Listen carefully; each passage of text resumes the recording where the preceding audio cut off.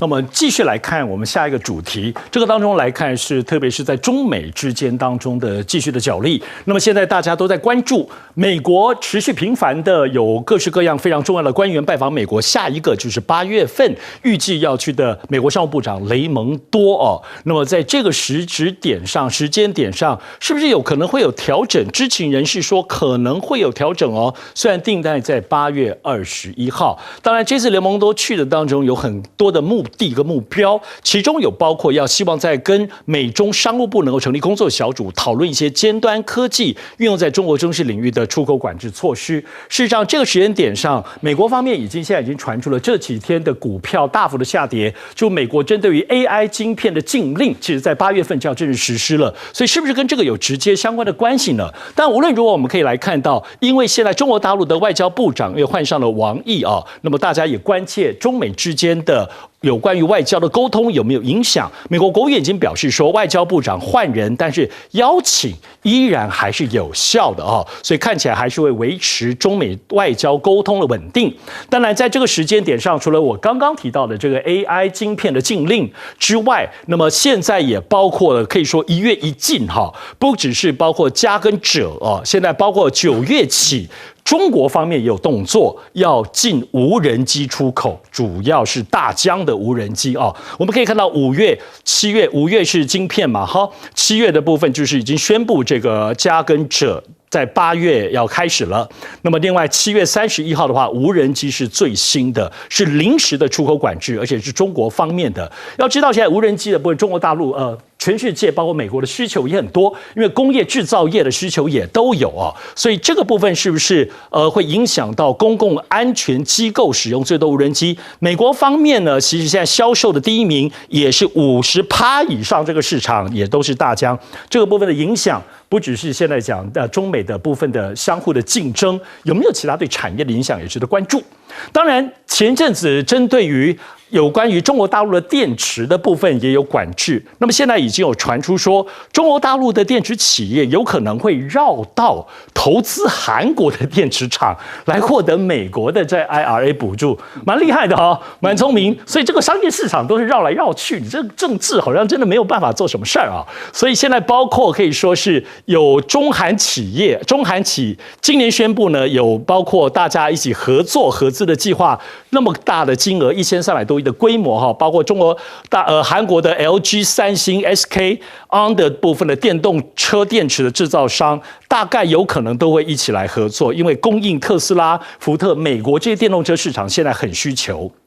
那么，另外来看，现在有一个新报道，有关于这个也是 GPS 跟北斗这个卫星的这个定位技术，这个是来自哈佛大学的论文，怎么办呢？很厉害说他们评估起来有可能担心北斗在技术上会优于我们现在常用的 GPS 那么并且能更好的为大多数人服务。哈佛的这个研究论文不是一般的报告。那么当然北斗卫星的部分的状况，它的运行的组合的方式跟传统过去 GPS 不一样，特别是它有双向消息传递的功能很厉害。另外一个角度，请大家来看的部分，还是在于有关于人民币跟美债。我们持续观察中美关系这个部分是资本战的结构很重要，因为最近其实统计起来，去年4月份开始，这个到现在1年多以来，其实全球有121个国家抛售美债，现在统计出来14个月都是低于，现在有关于中国持有的美债都是14个月低于1兆美元好像没有因为叶伦去有很明显的大的改变。而中国现在钱花到哪儿呢？买黄金，那么持续8个月增购黄金储备，增加165吨的黄金那么来看人民币，人民币是阿根廷最近将完成 IMF 的人民币还贷，用人民币来还 IMF 的贷款，包括玻利维亚的央行也要推动人民币支付。虽然是中南美洲并不是一个人民币的结构性的影响性，但是大家都有具体的动作，特别是用人民币来还债。分析师指出呢，这个协议会推进中国政府对人民币在全球更广泛使用的希望。这个部分是分析师的看法，郑元兄怎么看？中美两国在经济科技领域的竞争跟互动是越来越复杂。对于雷蒙多想去中国，当然不是说要解除对中国的科技限制，而是要去卖波音飞机，要去要求中国履行当年跟川普所签订的一些贸易协议。他认为这样子对拜登的连任是有帮助的，他可以在美国彰显一下，你看吧，我在这么多的这个科技上的卡脖子，中国还是要跟我们配合啊。他表达他的这样的一个工业，但是会不会太一厢情愿了一点？他们当然也希望说，新任的中国大陆外交部长王毅能够到美国访问啊，然后促进交流，他们可以开口跟王毅要 A、B、C 各种好处啊。可是这个时候应该是要等到了今年所有的元首外交以后，才比较容易底定啊，因为有 APEC 啊，有这些一带一路的高峰会哈，那今年要敲定这些，可能还有一段时机啦啊。中国大陆新一波的对美国制裁，用的是可能军民两用的大疆的无人机啊。对，军民两用呢，这个当然会影响到美国警察哈，跟美国的军队里面现在在使用的无人机。前段时间呢，美国还很紧张，说哦，我们怎么可以用这个中国大陆无人机？然后那些国防部的军官哦，跟那些警官们很老实讲，我们也买不到别的啊。对，他是要买他的啊。他的东西好，价钱便宜啊。北斗卫星当然是更经典啦，哈！因为美国国防部的官员竟然在美国国会里面公开承认，他们的战斗机飞行员在某些时段、某些区域必须要接受北斗卫星的讯息，他才有办法掌控他的飞行空域。这个对于美国来讲，等于是打了一个很大的耳光嘛。那你技术 GPS 没有提升，然后战斗机飞行员在那种特殊状况底下需要接上的北斗卫星，那依你们的理论不是说情报都泄露了吗？对啊，可是战斗机飞行员那个需要，你美国国务院也没有那个办法。中韩两国要扩大这些电子的合作生产哦，这个当然是不只是金钱的问题，还有技术上的问题。因为在电子的专利方面哦，中国有一大堆，韩国也有一些，那大家凑起来是不是能够在美国市场占有更大的份额，以便跟更强大的宁德时代和比亚迪来竞争？这他们打了一个算盘嘛。那企业竞争啊，只要合乎经济学的自由原则，我们都应该给他一个很高的一个肯定。可现在美国人就想要做拐子嘛。人民币的崛起是慢慢的哈，不必急哈。现在因为这比较穷的国家，像阿根廷啊、玻利维亚，他们经常是外汇短缺，拿不到美元，而且要被美国银行要再削一层皮。所以这个时候有人民币或者中国商业银行提供的这些贷款呢哈，那对于他们在处理他们欠 IMF 的这个融通资金或者欠美国银行的这些资金啊，是多多少少有帮助，但也不能老是靠中国的贷款去弥补美国的贷款，这也不是一个长久之计了哈。所以我觉得中国在这方面在处理的时候还是要小心翼翼。赖教授，我觉得非诚勿扰了。哦，这个美国的商务部部长要去中国访问，这已经讲了很多遍了啊。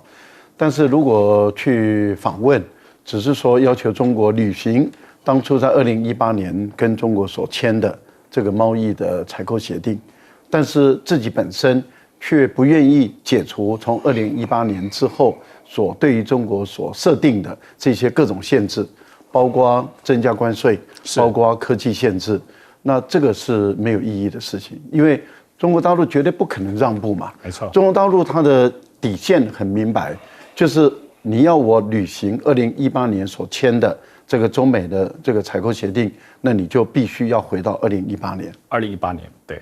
那如果你不回到2018年，那我就不可能履行嘛，就是这么简单一个道理。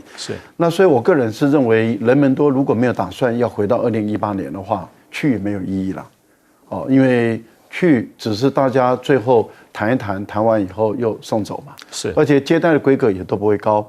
而且呢，每一次啊，像这样的一种访问，基本上来讲，那最后中国大陆这边公布出来是双方商定雷蒙多到中国去，而不是中国邀请的客人，那不可能有红地毯，也不可能有高阶的这些官员去接待嘛，而且也不可能在一个比较像样的酒店啊，或者是像样的场所来进行对话。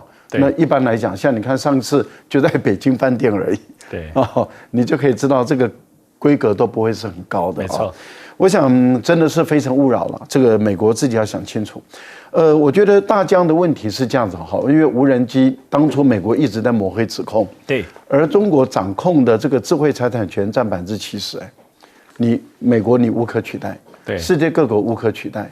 好，那现在开始限制了，也就是说，除了2015年，因为2015年那时候的限制是可以军民两用的，对，那现在这个暂时的限制，也就是为期2年，9月1号生效到2025年的9月8月30号，那31号这2年，这2年规格就更严了，对，出口的限制更严了，例如说飞超过30分钟的就不行，没错，然后你的起飞重7公斤的就不行，也不行，然后你的空重就是4公斤的也不行，是，然后另外的话，你本身的有这个雷达的精准的测距离的也不行，那这样的话这些都不行。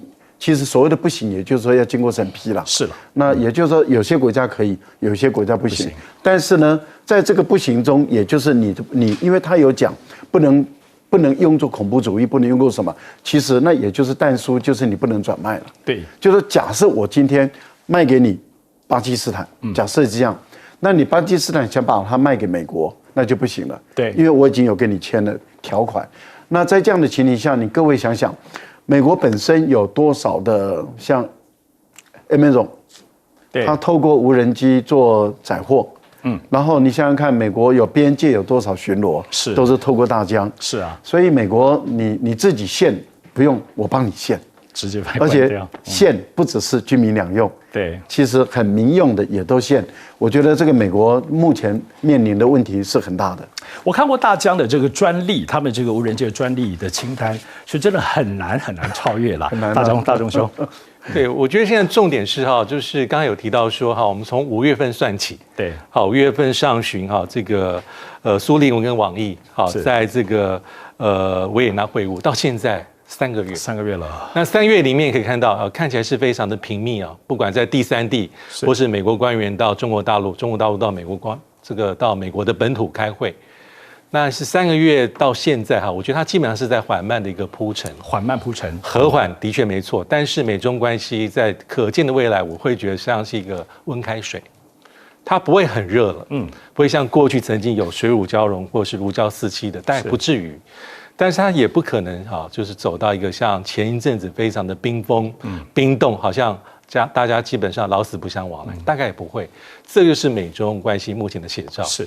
好的地方是我认为雷蒙多会去，未必会谈出个成果，但是就是一个好的这个气氛的一个堆叠，那堆到最后通了对，堆到最后，它也就是大家所说的这个APEC 旧金山，再一次如同去年11月的这个巴厘岛的这个王对王的这个会面，那如此而已。但是就1年就过去，但是现在就是美中关系的现状跟现实，是保持沟通美国讲要竞争但是不能发生冲突。那其实刚回到科技，现在科技就是重中之重，是刚刚讲到非常非常多，因为我们都知道科技制裁一定是双面刃嘛，对，所以现在对美国来讲这个科技管控或者科技封锁的巧妙之处就在拿捏。所以这是为什么？因为美国体认到你不可能去做切割，所以所谓的这个脱钩不可能，所以他现在用了新的代名词叫做去风险。是，而这个去风险政策跟欧盟现在的口径是非常的相似，因为欧洲现在讲说3合1，中国大陆是我们合作对话伙伴、经济竞争者跟体系统的这个对手。是。那目前来说就是这样子一直走下去，但是从这科技的这抗衡来看，我们也看到刚刚提到这个大疆，意思是说北京中国大陆不是手无寸铁，它也不是完全的被动，手中还是有一些抗衡的反制的武器。对，但是整体来看，可能目前来讲，在科技这个战场上是重中之重，美国还是掌握了些许的一些优势。但是这还是要看长期。对，未来美中竞争、长期战力竞争。要一个比较明确的结果，就取决于科技的战场上，这就是我们关键的重点。而且全世界没有一个国家能够置身于世外，当然包括台湾在内。没有错，不只是原物料他们大疆丢出来还是有影响力的我们接着紧接来看，在今天节目进行的时间是8月1号，8月1号在中国大陆是建军节。今天其实蛮重要的，在这个时间点上，其实都会有一些中国大陆针对于军事方面的宣布，或一些很多的这种宣言，可以看出一些脉络。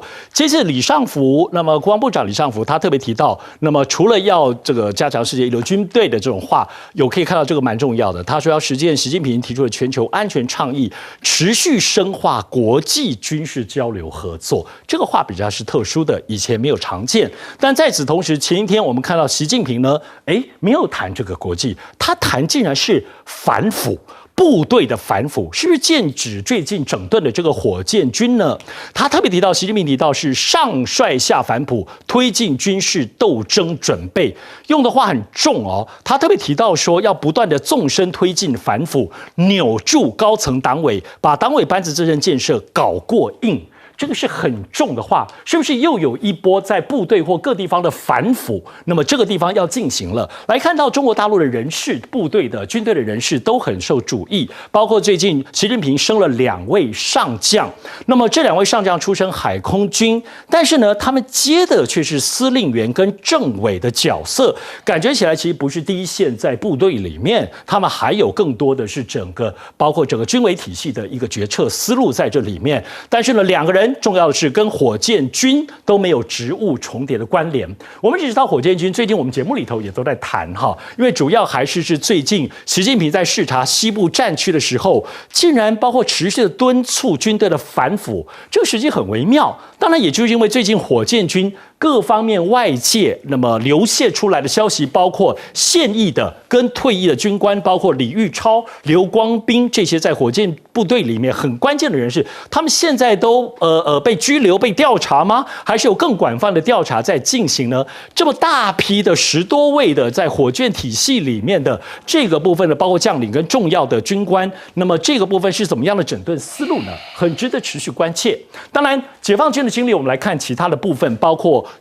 山东舰的部分航母演训有了突破，他们2度远航穿越第一岛链哈。那么这个部分我们来看他们公开的这个山东舰公开的影片，这个画面，现在画面上看到的，除了有山东舰之外，这次航母战斗群还包括了1艘动55的大驱，还有2艘动52D 的驱逐舰，另外还有护卫舰以及综合补给舰。整体的这个联合的部分的演习，刚刚谈到重要是穿越第一岛链，所以这个部分是不是不只是一般的演习，也有整个军事布局的战略思路，包括台湾在内的第一岛链之外，更往东边推进了呢？那么专家说，未来有可能1年不止1次，有可能进行2次超越第2岛链的这样的训练。还有境外头条揭秘里头就有提到，中国大陆的驱逐舰有各式各样的新的，包括的动521的终极版的驱逐舰动工了，还有先前我们也谈了很多次，动55B 的大驱即将下水了，一艘又一艘哈，包括他们的船坞现在也都看到了。这里头主要还是里面装备了最先进的，包括直流全电推进系统，还有雷射武器、电磁轨道炮这些最新的武器设施。那么针对于中国大陆这样子的发展，美国方面也有现役的，包括这位莱恩指挥官，他特别提到了。他提到呢，现在整个中国整个北京在太平洋区有多点的部分在整个美军方面落后了哈。他特别提到，美军现在是什么呢？看到关键字，仰赖盟友，而不是大规模的扩张自身军队。他认为这才是美国现在的军事战略当中的布局，要靠盟友了。那么，《经济学人》有剖析，认为现在整个争霸战有2块。那么，第一，我们首先来看的部分是太平洋的部分，主要是因为3个原因：地理位置、自然资源、太平洋岛国论坛。这里头包括巴纽再度成为地缘政治。那么这里头巴纽前外交官说，再看中美呢，像是2只大象在草地上玩耍，而我们太平洋就是这个那片草地，所以太平洋这一块看起来是一个战略思考中心。此外还有一个新的哦，这个部分是《华尔街日报》指出，北极圈认为北极圈现在不是慢慢的因为气候关系在融化，美军有没有投入呢？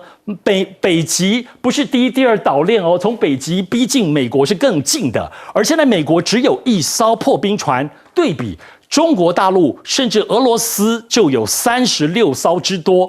那么这里头现在有最新的泄密说，美国方面考虑派4艘军舰往北极或北约方面来进行编队哦，所以这里头感觉是要在北极方面有所琢磨。那么美国方面、美军方面也有说，中国现在正在寻找驻军北极的理由。北极有没有可能接下来会变成像南海一样，的各式各样的这种战机警戒的地方？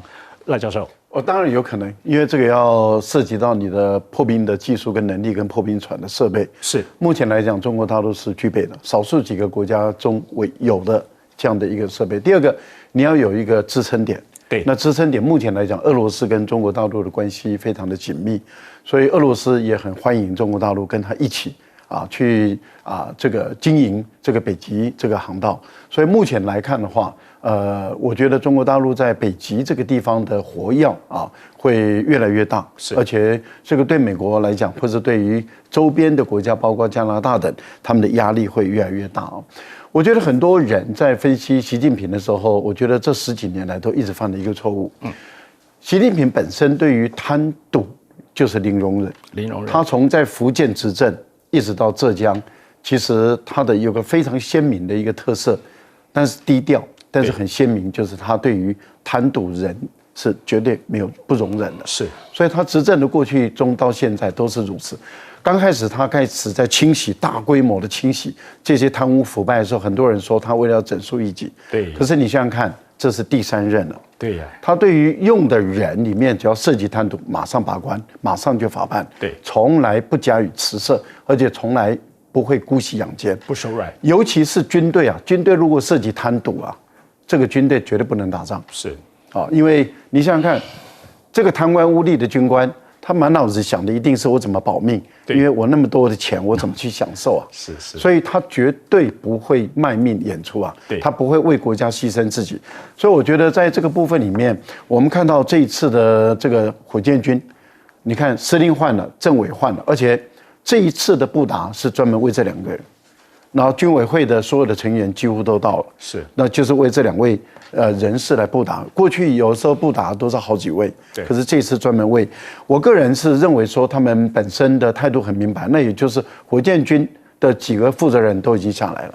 那在这一次他到西部战区的讲话中，就是你从上到下要反腐，而且还有一个新的规定，就是反腐要追溯到6年。是，他鼓励民间的厂商，你跟军队有过，你知道有人涉贪，不管是装备、工程各方面，只要军队有涉贪就检举，就要起清。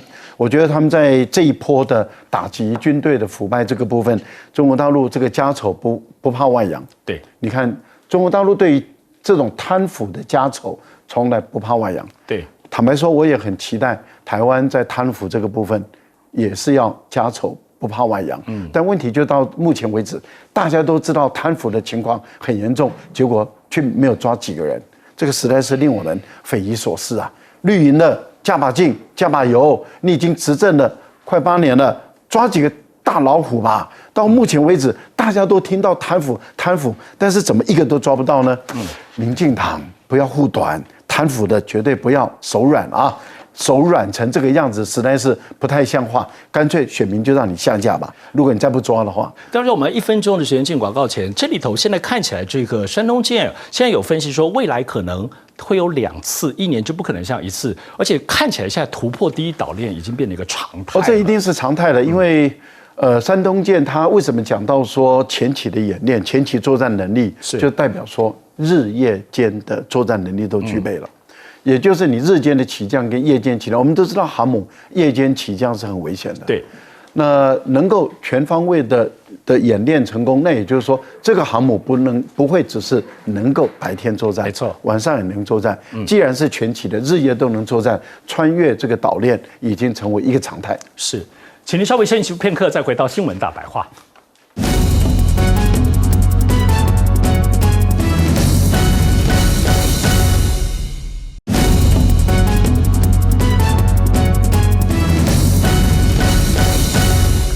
欢迎回到新闻大白话，要请教郑元兄，美国方面竟然有说美国要越来越仰赖盟友，这个观点你怎么看？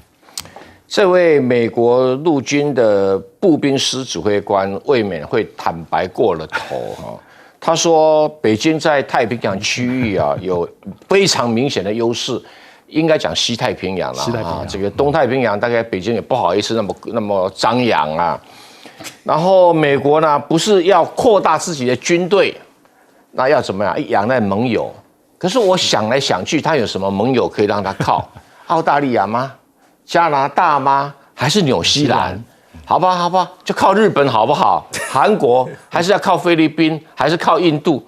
我想来想去，我找不到说像美国在北约里面有英国可以靠，有法国可以靠，就算军事力量都还不差的，要不然瑞典也可以凑一脚，还土耳其也还不差，军队人数也在够。可是问题，美国想要仰赖这些盟友啊，好像没有哪一个在军事上是堪用之徒啊，这是会不会太梦幻的？要么你美国自己亲自下海嘛，要么你要仰仗这些很虚幻的盟友。我很纳闷啊，连 AUKUS 搞个这个澳大利亚已经好像很勉强，再凑上个纽西兰都还打你脸哦，因为搞军事这种东西很花钱，而且短期内看不到成效。没错，我想不通这位美国将军怎么会这么坦白啊？至于山东舰也不能叫突破第一岛链啦，因为进出宫古岛是很正常的，进出巴士海峡很正常。为什么很正常？因为航空母舰最好在3000公尺深以上很庞大的海域来演训嘛。对，总不能在台湾海峡演训吧？客机那么多，对不对？都不是很适合的地方，空域也不适合，海域也不适合。那南海嘛，好像也没那么理想。其实全世界最理想的平均深度最深的，那就是西太平洋。它的专业术语叫菲律宾海域。菲律宾海域不是菲律宾旁边啊，从东京湾以南、小笠原群岛，这全部都是菲律宾海域。所以在这地方演训是，不管是未来的福建舰、现在的山东舰、过去的辽宁舰，一定都在这附近海域。那这个就是在第一岛链跟第二岛链中间的这个区块。那这个是一个公开的、国际的、合法的公海的演习场所。那我都不晓得这个有什么穿越第几岛链的问题，没有这个问题的哈。你说日本就能够靠个宫古海峡就把这个解放军的军舰守住吗？会不会太天真了一点啊？确实是。稍微休息片刻，回到新闻大白话。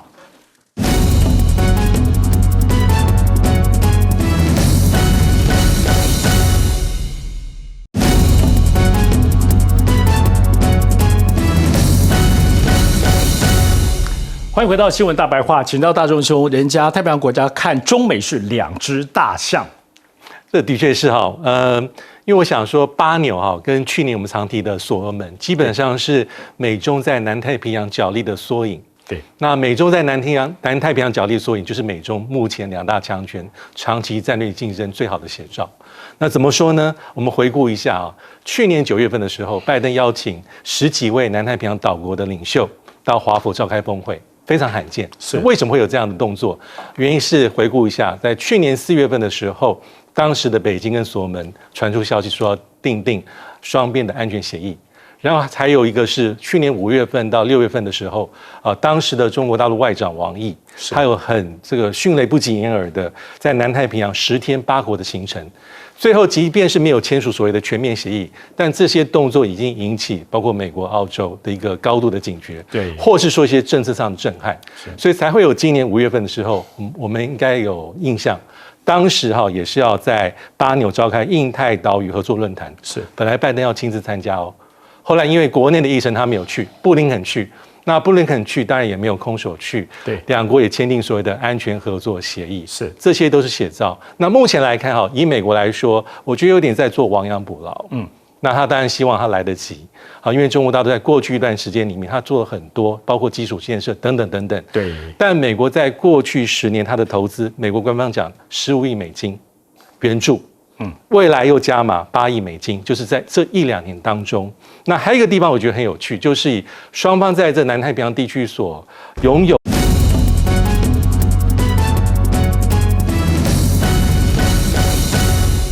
各位好，欢迎收看2023年8月1号星期二5点钟的新闻大白话，首先介绍3位评论嘉宾。先介绍北京清华大学法学博士蔡正元，主持人好，大家好，以及国际政治专家赖北谦教授。主持人好，观众朋友大家好。淡大战略所教授李大中教授。主持人好，大家好。我们首先这一节先来看一下赖清德方面的这个选情的进度，最近是不是要考虑好好抢救台南的本命区呢？因为在最新的 TVBS 7月26号公布的民调当中，云嘉南的民调，哇哦，赖清德跟柯文哲只有1%的差距了呢。区域性的这个民调来可以看到，包括年龄层的民调，其实柯文哲也是节节的逼近。其实，在南部地区哦，当然台南地区现在是这样子。过去因为有地震117死，当时有这个赖清德回家，那么跟狗告白，那么有这样子。现在我们可以看到7月31号这个部分，2016年的时候竟然有出现这个。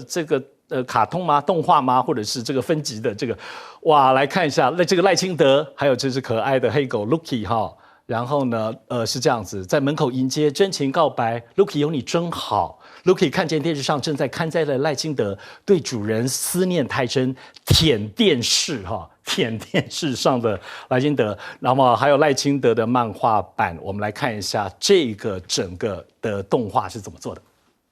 几年前的一个晚上。台湾南部发生大地震，我赶着出门看灾。我记得 Luke 一直蹲在家门口，后来才知道，我离开多久，他就住在那多久。103人根本没有办法进入，没有办法。当我终于回到家，我看到 Luke 摇着尾巴，开心地迎接我。突然间，我的疲惫都消失了。Luke。有你真好，有你真好，赖总统、赖副总统哈。那么，但是现在看起来，网友年轻人会这么轻易就被这种文青漫画式的手法给忽悠了吗？来看，现在网友就在评论说，失真度太高了。来看一个部分是走狗的路线，赖清德过去蔡英文这个造型走猫的路线，那么暖男暖女哦，究竟是怎么样温馨感人，决定让你未来总统大选选完天天陪 Look 嘛？哈，所以这个部分网友也是蛮写实的啊。当然，一方面来看侯友宜的日本行，侯友宜出国之前其实是生病了哈，不晓得现在的身体状况怎么样。旅游的应该叫出访的部分，其实行程也很累。那当然，这里头产经新闻报道，日本非常权威的媒体说，国民党叫亲中，来看到这个标题是亲中的意向强烈的这个国民党的这样子的人哈。侯友宜他赶快回应说，我是土生土长的台湾人哈，生怕被贴上标签。但是呢，产经新闻认为这个是国民党本来就是亲中的印象，这是日本的观点啦哈，所以要怎么样淡化这个观点？但在这一次的这个场合可以看到，感觉起来国民党在日本方面做的还是相当到位的，包括有20多位国会议员热烈欢迎，这个场面也还是做得很透哈。侯友宜在致辞当中提到，台海安全、台湾安全、日本安心，这是日本方面政界或舆论媒体都喜欢听的话。他也提到说会降低风险，最近日本很在意台海引发的日本的风险。当然还要看了名人翁倩玉跟王贞治临时确诊无法前来，那么最近其实疫情还是出来，很可惜，否则这个安排可能会有另外一波怀旧或老人票的这个部分的吸引力。来看，其实，在台湾的部分，这位人士出来了，这个是陆委会的副主委梁文杰啊。都知道，其实，在这一阵子，今年大半年以来，梁文杰到陆委会担任副主委之后，很多我们听到陆委会的奇奇怪怪的这种反中的说法，都是梁文杰。那么他在接受王时齐的访问当中，又哔哩吧啦讲了一大堆宗教台商，中共一把抓介入台湾选情，又在说中共介入选情了。不止他，外交部长吴钊燮也说，中国武力犯台，他是接受英国媒体专访时候，他特别说，他竟然说中国无法成为俄乌战争调停人。这最近全世界不是很期待俄乌战争停，期待中国大陆能够介入？为什么独我们吴钊燮部长说不可能？中国绝对不可能，因为他们无法被信赖。对于乌克兰的支持，台湾是无条件的。你小小的台湾要能够介入乌克兰的调停吗？当然，吴钊燮同时也接受澳洲的媒体专访，喊话中国放弃武力威胁台湾。现在其实包括梁文杰，包括吴钊燮，感觉起来，包括我们上一节提到的陈吉仲，大家开始是不是官员也陆陆续续从周边慢慢要逼近，来帮助一些选情的诠释了呢？首先，先请教蔡政委员。我觉得赖清德现在想选举啊，想要做一些比较文青的事，可是这些诉求对年轻人已经没有效果，没效，因为经过的8年的文青风的轰炸，你赖清德再怎么高端、高档的话，你也不如蔡英文啦。是，而且蔡英文再怎么做，大家也觉得啊，我是你。身上那一块最软的肉吗？对不对哈？已经疲了啦，在玩这种游戏只是老梗，玩不出新把戏啊。是，所以不要以为大家会买单啊，那个粗制滥造是一点感觉都没有哈。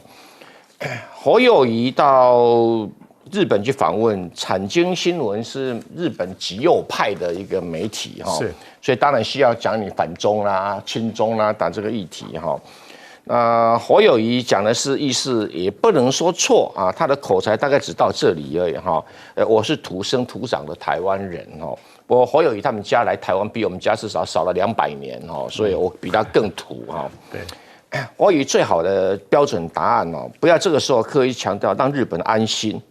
为什么台湾有什么义务跟责任让日本安心呢？这个地方他幕僚可能要做一点调整哈。那见翁千虑这个王贞治当然是很好哦，这见日本的这个国会议员也很好哦。其实如果他能够再提这个东西，就是说我就是侯友宜，我要跟美国当友人，跟中国大陆当友人，跟日本的当友人，是啊，就是瓦壁明明更，就是我抹墙壁面面光啊。这个时候不用去让人家解释，好像意思就是说我是土生土长台湾人，我不亲中，那我跟日本一样反中吗？会有这些语病哈。我是觉得他的幕僚哈，金泰斯在准备的稿子也要改善一下哈。至于这个梁文杰跟王时齐是民进党里面非常代表性的人物，他们2个都是外省第2代哈。梁文杰听说还是反共意识的，还是什么第2代啊？不管你什么第几代了哈，怎么会讲出说王时齐会跟梁文杰说不去抓人？哇，好大的口气呀！一讲就是要抓人，那梁文杰很委屈，哎呦，我没有法律支持，说我不能抓人，是吧？民进党只剩下抓人，是不是啊？那民进党最后一招是吧？实在是很可笑。委员，这个不是王时齐说的啦，这个其实是王时齐在主持里头，这个是我们那个标题，大概是网友当中可能提到的。网友讲的是啊，对，王时齐讲什么？不然怎么会落出这个标题呢？所以他一副很委屈啊，好像有法律我才可以打宗教、打台商哈。那禁止这个，请问你台湾的宗教大部分从中国大陆来的，对啊，连佛教也是啊。妈祖、关公，对，都是啊。不过民进党的台独分子他认为妈祖跟关公不是中国人哈。然后妈祖跟关公也不同国人，因为关公是汉国人，然后这个妈祖是宋国人哈。好吧，他们神经已经错乱了。吴钊燮接受英国媒体专访或澳洲媒体专访，他接受专访倒是忙得不亦乐乎，但关键是我们参加国际组织的机会有没有什么成绩？是没有，没有。我们邦交国的数目有没有增加？还在减少。是啊，那你整天接受的媒体的访问，好像你讲中国的坏话，我们的处境就会改善。是，这未免太天真了一点。而且我不客气讲，吴钊燮。你跟这媒体讲一讲，世界媒体也不会报啊？为什么？你就出口转内销，到台湾媒体给你报一报而已啊，是没有什么太大的意义啦。那真的要吴钊燮哈，或者是这个陆委会的副主委梁大副主委哈，你们2个能把这个两岸的问题给稳定下来吗？你能够让我们对于这个邦交国、国际组织或是 FTA 可以签得更多吗？拿出绩效来啊！或者说，我们出口到中国大陆的一些民生物品、水果、农产品，你们有所贡献吗？你既不是我们经济的推销员，你也不是我们政治的推广员，那你只是整天上这媒体讲东讲西又有什么意义呢？所以你白拿我们的薪水，那我只能说，唯一的办法，这些官员跟摆在我们家角落上的垃圾没有两样，早点把它倒掉吧。赖教授，侯友宜在面对日本的右翼媒体是传进新闻说，这个国民党或者是侯友宜比较亲中，亲中没有什么不好，亲中是正确的。为什么？因为亲中才能够改善两岸的关系。是日本现在不是很忧虑，说有哪一方片面的改变两岸的关系，对，然后变成日本有事吗？是，然后变成全球有事吗？那你现在日本如果想要全球无事，要日本无事，那当然两岸关系要改善嘛。是，那两岸关系唯一能改善的，难道不就是国民党吗？难道不就是这个国民党的推出来的候选人侯友宜吗？对，所以当侯友宜面对日本人的这样的一个右翼的媒体这样的一个提问的时候，我如果是侯友宜，我当然会说，亲中是正确的，亲中是好的，因为只有我3位候选人，只有我能够改善两岸的关系，是，只有我能够让整个两岸、亚洲、全球和平稳定发展。对，那难道你日本人希望战争吗？对，难道你日本人希望哪一方片面的改变现状吗？如果不是的话，那你日本应该要纠正。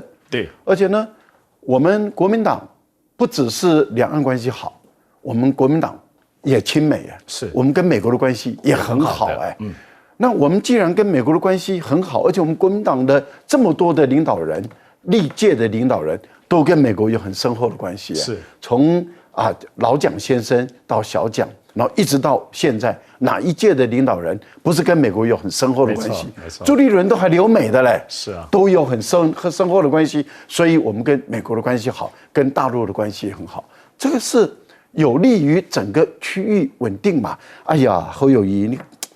太可惜了，赖教授，侯友应该请你去帮他写这稿子，不是太可惜了。是啊，日本人优异的做一个球给你，对呀，反打嘛。不过我个人是觉得现在的赖清德确实有危机哦。是为什么？因为柯文哲越南部的票越好。你看现在国民党没有办法在南部挑战这个赖清德，对，但是柯文哲可以在南部挑战赖清德。是，我觉得。在这个部分里面，柯文哲再加把力，把这个赖清德踩下去。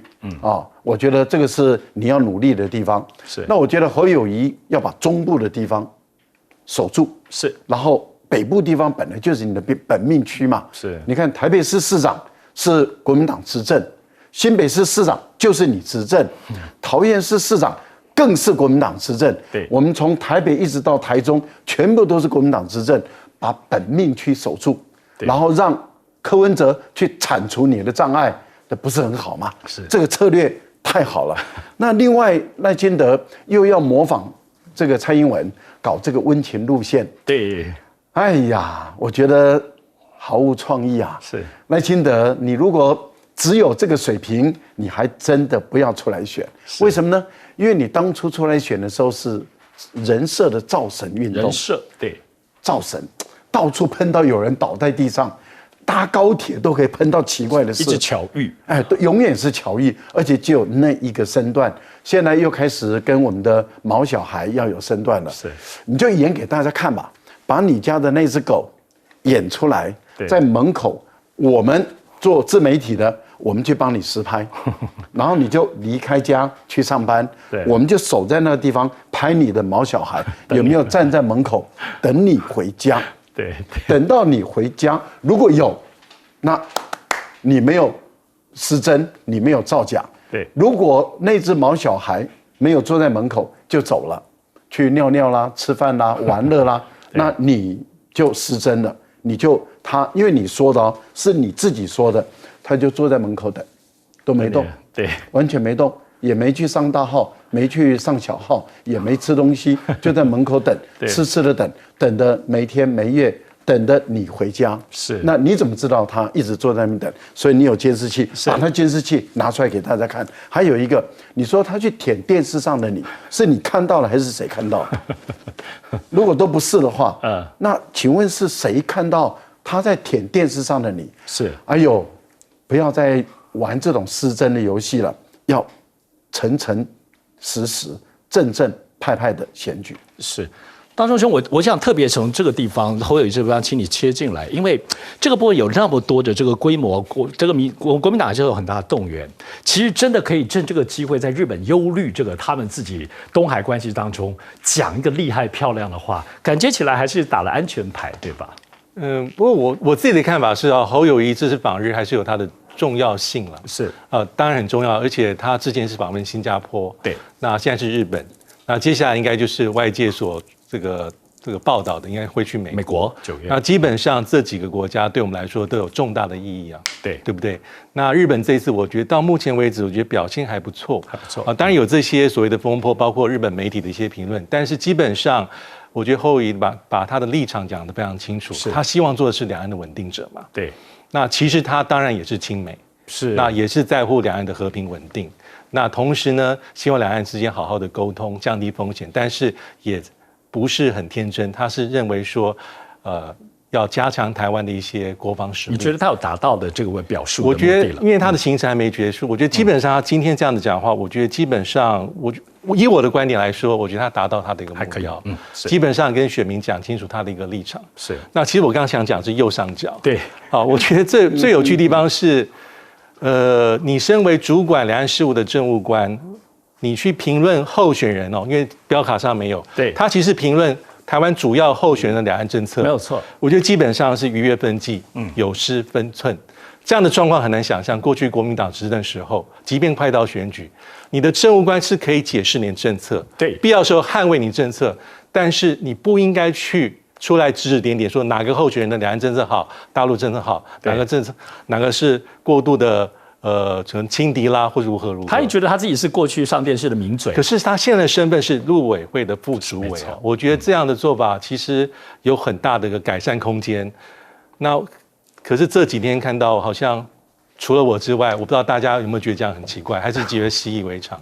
我觉得这就是问题之所在。是因为过去这几年类似的表现不是一次，对，也可能不是发挥，只是发现在这个陆委会。很多官员有类似的动作，是久而久之，可能一开始大家会有反应、反对、是批判，可是8年之后也很可叹、很可悲，很多老百姓跟民意可能已经是这个很自然，没有，或者是说弹性疲乏，或者说讲了也没用，所以这就是我觉得我们应该好好的审视未来，为什么下一次的选举很重要的地方在里面。